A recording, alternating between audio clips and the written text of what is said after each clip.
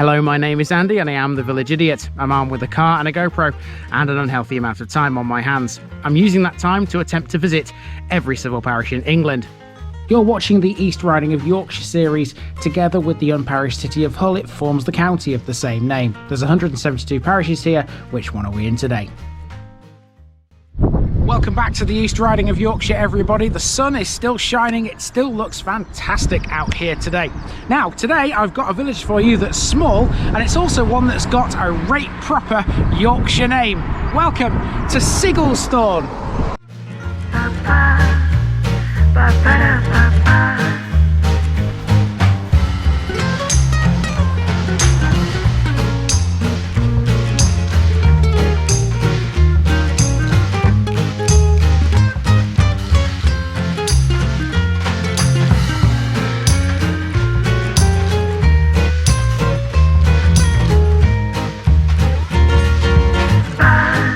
Here's my disclaimer for people who may be watching me for the first time. I say things as I would in my native accent and dialect. As a result, I may not pronounce things in the same way as the locals do. Remember, I'm a visitor. It's impossible to know everything. Leave me a comment, spin me a like and bash that subscribe button. Let's get to today's parish video.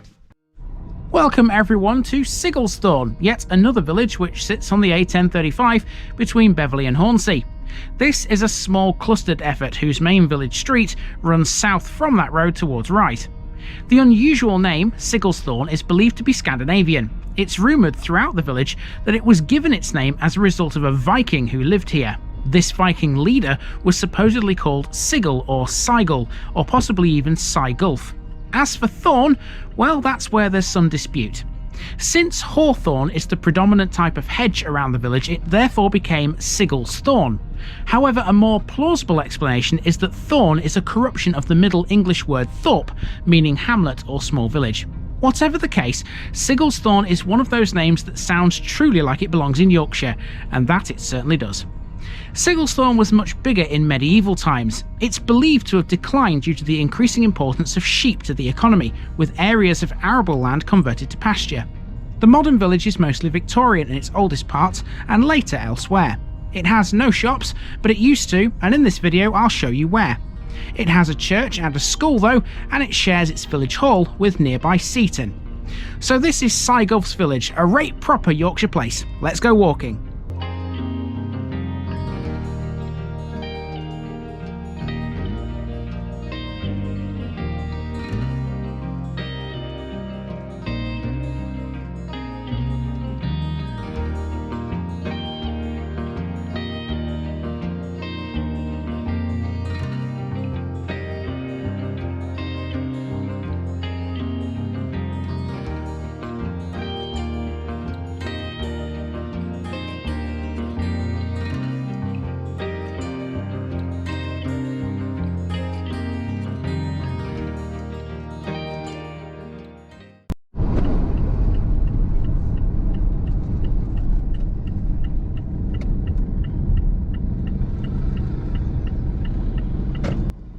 Before we head into Sigglesthorne itself, we'll take a short drive around Hornsea Garden Centre, located just to the west of the village on the A1035. Many locals still refer to this by its former name, Sigglesthorne Spring Garden Centre. Busy when the weather is nice like this, Hornsea Garden Centre has been part of the family-owned British Garden Centres group for 14 years. It's seen huge investment whilst being part of the group and is constantly improving year on year. Open all year round, it sees plenty of visitors, particularly at Christmas time, because it has the largest Christmas display and grotto of any in the group. Kids love it here too, because it also includes a lovely outdoor play area to keep those little ones entertained. It's also dog friendly. It can also boast a cafe which offers a carvery on a daily basis. In short, as garden centres go, this has the lot, and then some.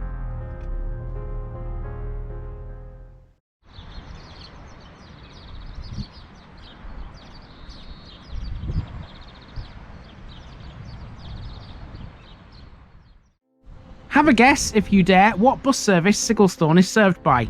Yep, it's the number 25, which stops here on its way into Hornsea. You'll have heard that one a few times by now, and you'll also by now recognise this road. This is the A1035, a quieter stretch of it no less, which here is in its final few miles as it makes for the coast. We might not be able to see the sea from here, but we can see the countryside all right. Here's the view from the A1035 as we make for Great Hatfield Road.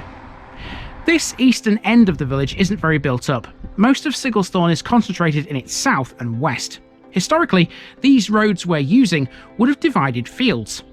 That includes East Lane, which, as you can see, isn't exactly fields anymore. In 1840, Sigglesthorne had just 37 properties. By the end of World War II, this number had more than doubled, as a total of 53 council properties were erected in the Crescent, St Lawrence Square, and here in East Lane. Okay, here's the parish notice board, card going on there, and that is Sigglesthorne officially done. Okay, now there's a one-way system in the middle of this one, which you might just be able to see. If I pan the camera around, you can see that there's a fork up ahead. To the right is one way that way, and to the left there's no entry because it's one way the other way. So what we're going to do is we're going to follow the one-way system, even though we don't actually need to. We're going to go up the one-way street, there's a right turn, we'll loop back on ourselves and end up actually going down the no entry actually towards the church. So yeah, let's go.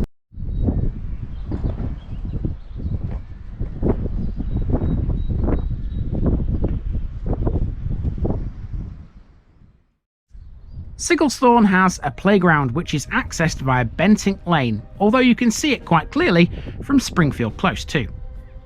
This area is the newest part of the village, having been developed on the northern side of East Lane and Old Lane within the last 20 years. Sigglesthorne has always been involved with farming. Records in 1840 show that there were 5 farms around the village. These days though, even though it's still surrounded by farmland, there are no farms here and all the farmers live elsewhere.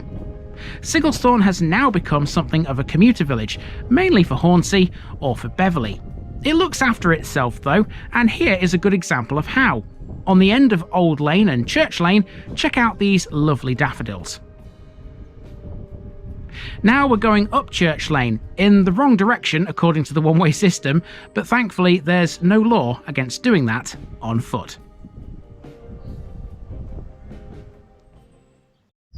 Okay, so now we're at the top of Church Lane, heading obviously the wrong way up it, so if any cars do meet me along here, they'll be coming that way as opposed to that way, unless they want to break the no entry rules. So the older stuff here in Sigglesthorne is what we're looking at now. We're heading for the church, and as you look at this shot here, the church is just off to the left at the end of the road. Let's go and find that next.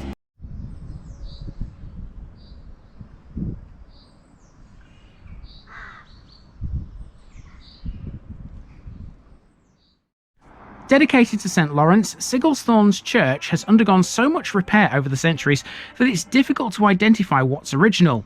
It is at least possible to say that there's been a church on this site since 1086. The oldest parts are probably the brickwork found within its south chancel or at its eastern end where there are buttresses. In the Victorian period, the entire south wall was covered in ivy. However, it's often regarded as one of the most picturesque churches in Holderness. Now, before the village had its current school, it had 2 separate schools, one for boys and one for girls. In the churchyard is the former girls' school. This was built in 1818 by Mrs. Bentinck, the wife of the rector. In the early 1990s, it was still in use as a nursery school.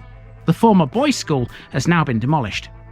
Lastly, here at the front of the churchyard is a memorial commemorating those who died in the World Wars. Alright, one section left of this walk, and it's a walk straight up Main Street back to where we began.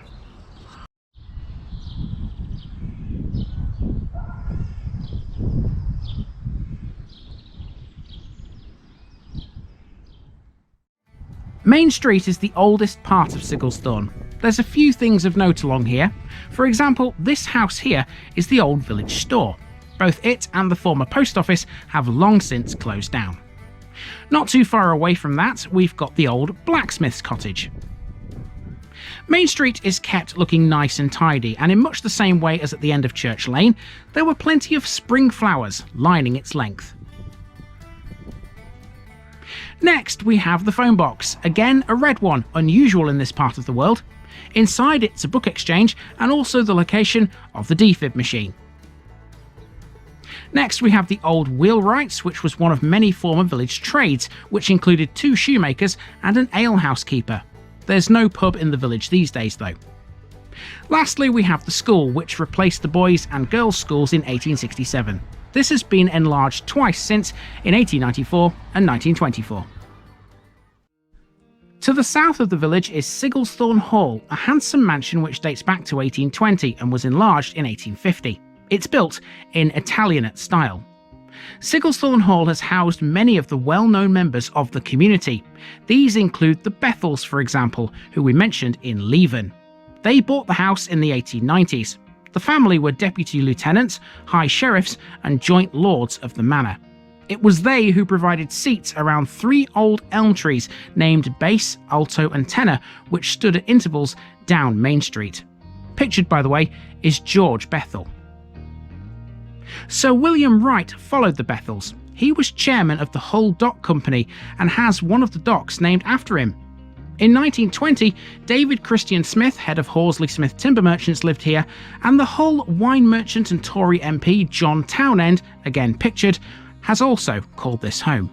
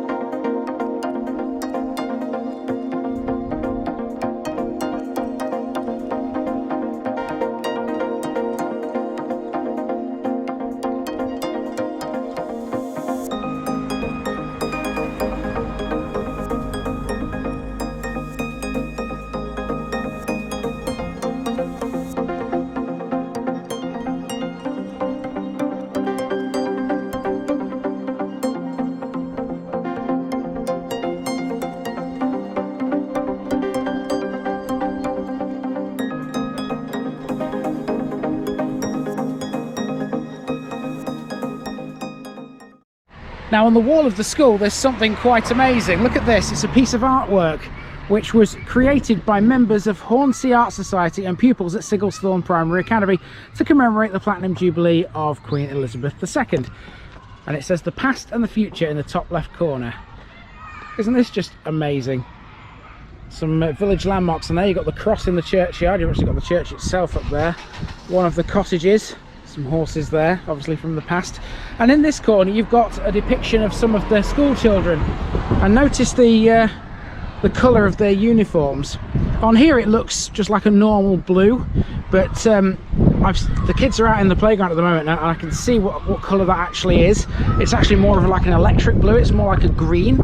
So fun fact for you, don't know whether you know this, but if a school has a green or a purple uniform, those are the rarest colours you can find for a school uniform. And the reason for that is because they are the most expensive pigments to use when in dyes, if you know what I mean.